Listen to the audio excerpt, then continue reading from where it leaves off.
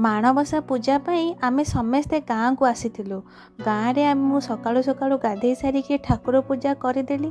आपण माने जदि कहिबे ताले मु छोट ब्लॉग रे आम गाँ रो मु बनेबी। मु ठाकुर पूजा करि सारिकी माँ को खोजे तो माँ देखिला बेलू छात उपरे बसी सब माण धुआ काम लगी। आमे सासु बहु दियन जाक बसिकी माण को धुआ धुई करी ताको छात उपरे सुकई देकी तळुक आसिलु। तापरे मु गोटे अति सुंदर भाव में कोबी आलू पकईकरी बिना प्याज रसुन रे गोटे भल कि गोटे उपमा बनईदेली। खाली उपमा खाइले हबनी ना, उपमा को गोटे प्लेट रे बाढ़ी देली। जहाँ भी सब किछि होइतिला आज सब बिना प्याज रसुन रे, कहीं ना माण धुआ होइतिला उसुना खिया हबनी। बड़ा चॉप तरकारी सब आसीतिला बिना प्याज रसुन रे।